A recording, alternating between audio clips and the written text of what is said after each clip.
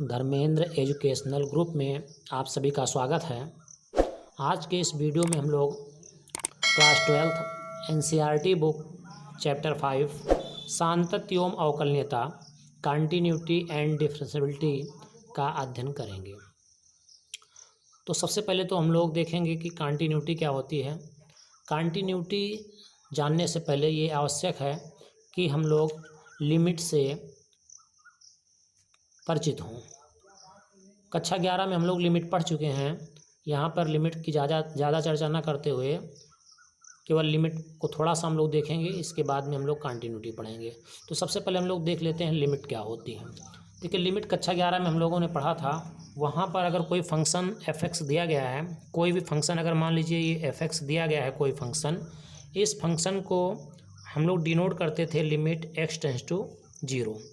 यहाँ पर जो मिलता था वही हम लोगों का कहते थे कि ये लिमिट है। फलन का क्या है? लिमिट है।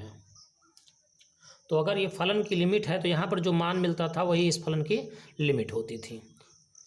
अब यहाँ पर जो नई चीज़ हम लोगों के लिए है वो है बाईं पक्ष सीमा और दाईं पक्ष सीमा, अर्थात RHL और LHL।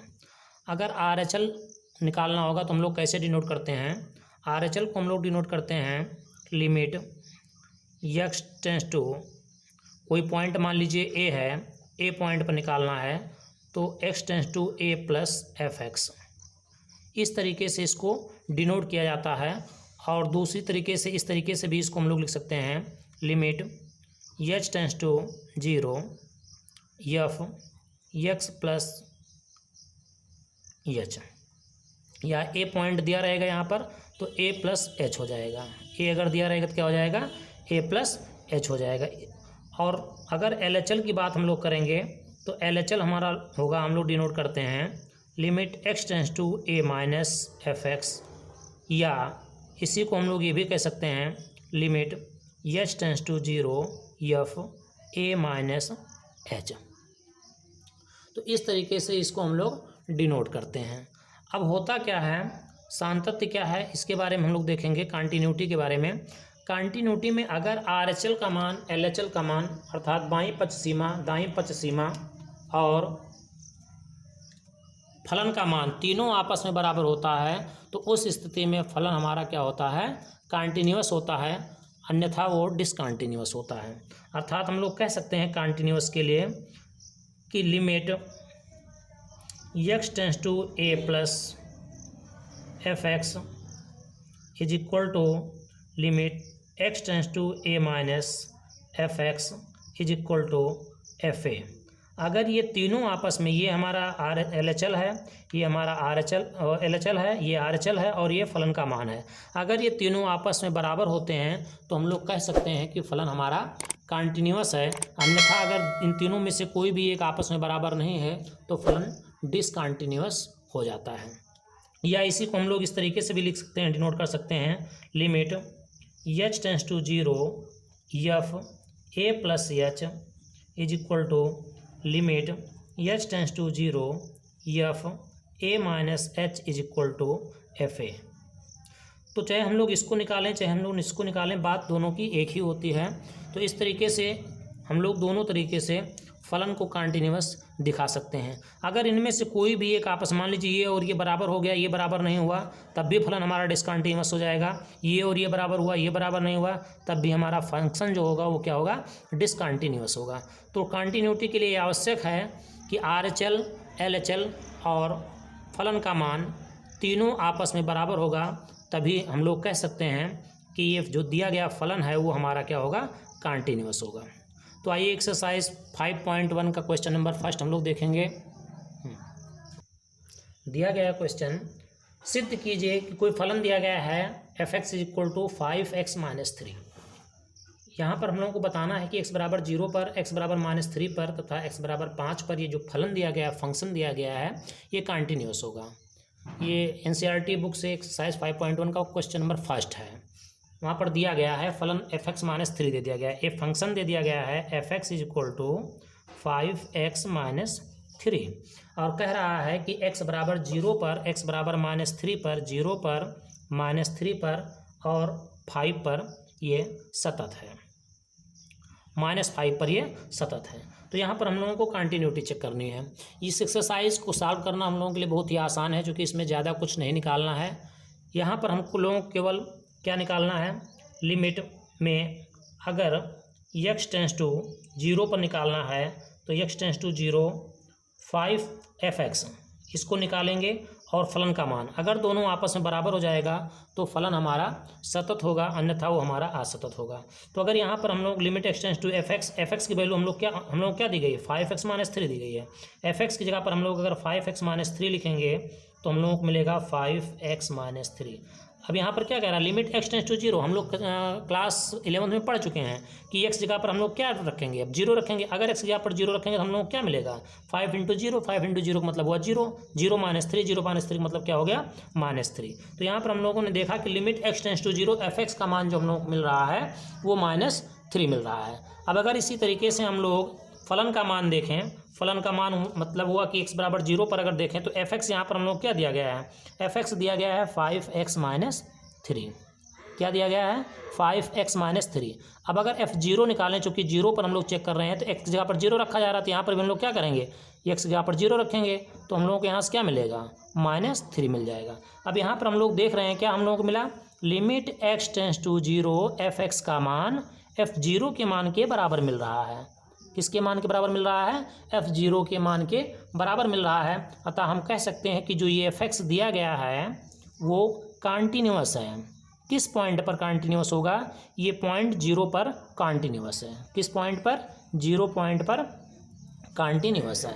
ठीक इसी प्रकार से अगर हम लोग नेक्स्ट क्वेश्चन चेक करें, अगला पॉइंट दिया गया है हम लोगों को, कह रहा है कि x बराबर -3 पर भी चेक करना है। यहाँ पर हम लोगों ने देखा कि पॉइंट 0 पर जो है कंटिन्यूअस हो रहा है, लेकिन कह रहा है कि -3 पर भी चेक करना है हम लोगों को। तो चलिए -3 पर अगर हम लोग चेक करेंगे तो सबसे पहले हम लोग क्या निकालेंगे, -3 पर लिमिट निकालेंगे।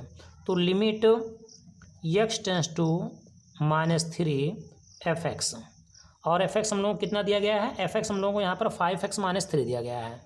तो यहाँ पर अगर हम लोग f(x) की जगह पर रख दें, f(x) की जगह पर रख दें 5x-3, तो यहाँ पर हम लोग देख रहे हैं कि x जगह पे हम लोग क्या रखना है, -3 पुटअप करना है। तो यहाँ पर हो जाएगा 5 × -3 मिलकर के क्या हो जाएगा, -15, और -3 मिलकर के हम लोगों को मिलेगा -18। तो यहाँ पर x बराबर -3 पर हम लोगों ने देखा कि अगर f कोई फलन का मान निकाल रहे हैं -3 पर, तो उसकी लिमिट जो निकल रही है वो लिमिट हम लोगों को क्या मिल रही है, -18 मिल रही है। अब अगर फलन का मान निकालें हम लोग, f-3 निकालें, तो अगर x जगह पर -3 रखेंगे हम लोग इसमें, तो हम लोग मिलेगा f5-3 हो जाएगा। यह हो जाएगा -15 -3 इक्वल टू मिलकर के हम लोग क्या मिल जाएगा, -18 मिल जाएगा। तो यहाँ पर भी हम लोगों ने देखा कि limit x tends to -3 f(x) का मान f-3 के मान के बराबर हो रहा है। यहाँ पर हम लोग कह सकते हैं कि जो फलन दिया गया है वो x इक्वल टू -3 पर भी कंटिन्यूअस होगा, अर्थात सतत होगा। अगला पॉइंट और दिया गया है, x बराबर -5 पर भी चेक करना है हम लोगों को। अगले पॉइंट पर हम लोगों को चेक करना है x इक्वल टू -5 पर, और फलन क्या दिया गया है, फलन दिया गया है 5x-3। तो यहाँ पर सबसे पहले हम लोग क्या करेंगे, लिमिट निकालेंगे। Limit x tends to -5x f(x), तो यहाँ पर f(x) का मान हम लोग क्या दिया गया, 5x-3 दिया गया। यहाँ पर हम लोग रखेंगे तो हम लोग मिलेगा लिमिट x टेंस टू -5, और f(x) जब क्या हो जाएगा, 5x-3 हो जाएगा। अब अगर यहाँ पर हम लोग x जगह पर -5 रखेंगे तो हम लोग को मिलेगा -5 इंटू में 5 है -3 इज इक्वल टू -25 -3 मिलकर के -28 मिल जाएगा। अब अगर फलन का मान हम लोगों को निकालने के लिए कहा जाए तो f-5 निकालेंगे हम लोग। तो यहाँ पर जो फलन दिया गया है इसमें हम लोग क्या करेंगे, x जगह पर -5 पुटअप करेंगे तो हम लोग मिलेगा 5 इंटू -5 -3, तब भी हम लोग क्या मिल जाएगा, -28 मिलेगा।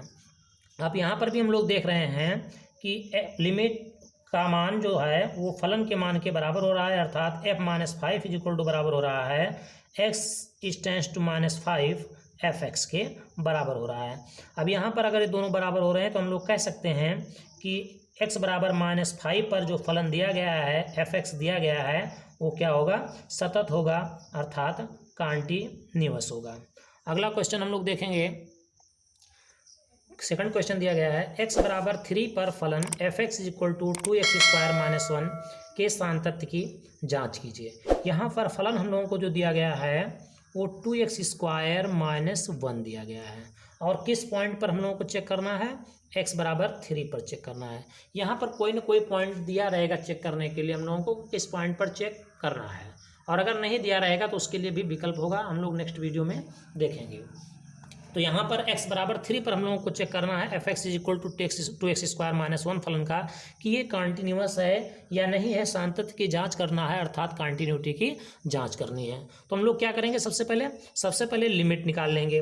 लिमिट x टेंस टू 3 क्या निकालना है, limit x tends to 3 f(x) equal to हम लोगों को मिलेगा लिमिट x टेंस टू 3 और f(x) की जगह पर क्या लिखा हुआ है 2x² - 1 दिया गया है।